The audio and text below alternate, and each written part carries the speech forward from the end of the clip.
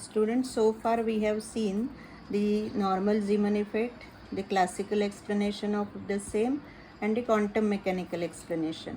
But at the same time, we have also seen that there is something which is different from the normal splitting, means the complex splitting, but accordingly the applied field is weak. So that is the situation of anomalous Zeeman effect. But to explain this anomalous Zeeman effect, the concept of spin was introduced. Now you all know what is electron spin. Spinning means motion around its own axis.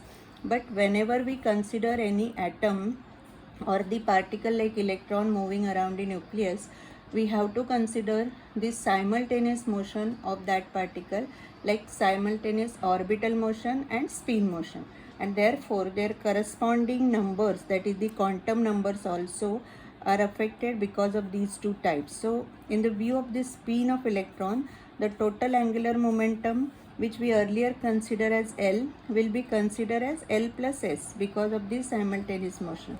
So this L plus S is it is denoted as J, or sometimes you will find it to be denoted as I also.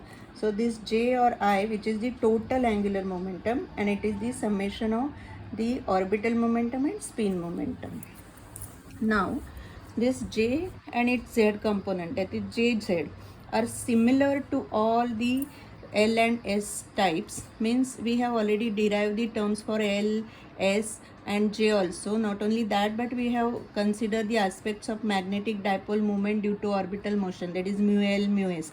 So considering all those aspects, we have to now consider the J as the resultant. So see, this is mu L, which we had earlier derived, minus EH cross by 2m L star. L, this is the unit vector, and this L star is this under root L into L plus 1. Similarly, the magnetic moment due to S is, means due to spin, is this. Here the only difference is that we have the term 2. This is because the gyromagnetic ratio for spinning is 2. Here it is 1, means minus 1 and minus 2. Here similarly S is this. So in the same aspect, we know that there is something which is J now we are considering as a result of mu L and mu S. This will be considered as mu J, that we will be substituting later on. But before that, you try to understand the aspect that here this mu L has negative sign. So mu L is oppositely directed to L. Similarly, mu S has negative sign and 2. So mu S is also oppositely directed and it will be twice. So our mu Ls is the resultant of mu L and mu S. To understand all these things, we have to go for the vector diagram. This vector diagram can very easily explain the aspects. For that, we have to choose the unity as EH cross by 2m term. Now see, this is our J vector, and opposite to that we have the mu J term. This is J and this is mu J. Actually this J is the resultant of L and S. So our initial terms are L, its opposite is mu L. S, its opposite is mu S, but having double length, twice the length. So we know that when the external field is applied, all these vectors, I mean this L, this S, they already presses around J or move around J, and their energy changes. Similarly, these terms like mu L, mu S also presses around the resultant, but this mu J is different from the resultant mu Ls. Mu Ls is what? Mu L plus mu S. So it is here. Now we have two components, one component perpendicular to J and one component parallel to J. Now, as I was telling, we have to substitute and find out the final resultant. So mu J is what? It is the component of mu Ls in J direction. So it will be the summation of component of mu L in J direction and component of mu S in J direction. What will be the component of mu L in J direction? It will be mu L cos Lj. Similarly, this will be mu S cos Sj. Now these cos terms and all these relations we already had in the earlier topic. So this mu J is EH cross by 2m. Now L star cos Lj, and this is twice S star cos Sj. Here we have considered the term 2. Now we will consider simple maths. J is L plus S. So S is what? J minus L. So if we take the square on both the sides, what we will have is s square will be j square plus l square minus twice jl cos lj. This is the only term that differs because we are considering all the vectors. We are considering all the alignments and the angles. So from this we have L star cos j L or Lj is this. Similarly we have S star cos Sj is this. Actually this is a derivation, so you just try to derive this actually, and if even if you don't understand, I will see we can repeat it in the offline things. Now see mu j, by substituting all these things finally we get this. Now here if you solve this bracket and then you take this 2j term, 2j star term, this will be cancelled and we have to multiply by j star, so that is taken outside. This single term will be plus 1, then plus this total term, but that will be divided by what? 2j star square. So similarly what we get is there is a constant, that is the bracketed term, then this eh cross by 2m, and then j star. This bracketed term is nothing but gj, and that is called as what? The Land G factor.